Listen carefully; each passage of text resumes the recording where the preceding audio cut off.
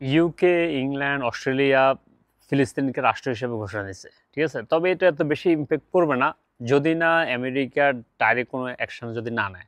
কারণ আমেরিকা হচ্ছে মানে ইসরায়েলটা যদি বলে তোরা আজকে বন্ধ কর, এটা বন্ধ করবে। যদি বলে তোরা আজকে চালাতে চালাবে। আর আরেকটা পদক্ষেপ নিতে পারে স্পেনের মতো। স্পেন হচ্ছে সবচেয়ে স্ট্রং পদক্ষেপ নিছে। কারণ স্পেন দেখেন আপনার তারা মানে ইসরায়েলের সাথে যে ট্রেড ছিল, ট্রেড সাসপেন্ড করে দিছে। তারপর তাদেরকে যে অস্ত্র বিক্রি করা যে ছিল, ট্রেড ছিল, ওইটা সাসপেন্ড করে দিছে।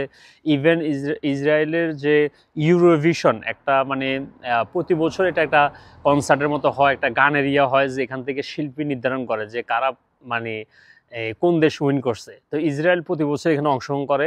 তবে এবার স্পেন সহ আরও 6টা কান্ট্রি মানে বলছে যে যদি ইসরায়েল যদি ইউরোভিশনে অংশগ্রহণ করে তাহলে আমরা অংশগ্রহণ করবো না। মানে একদম বোল্ড স্টেপ।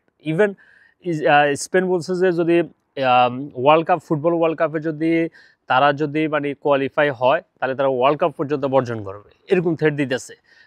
তার মানে ইউরোপে আরও অন্যান্য কান্ট্রি যারা আছে এরা যদি এরকম বোল্ড স্টেপ নেয় তাহলে তখন হয়তো ইসরায়েলদের থামানো সম্ভব, আর নাহলে কিন্তু এটা চলতে থাকবে।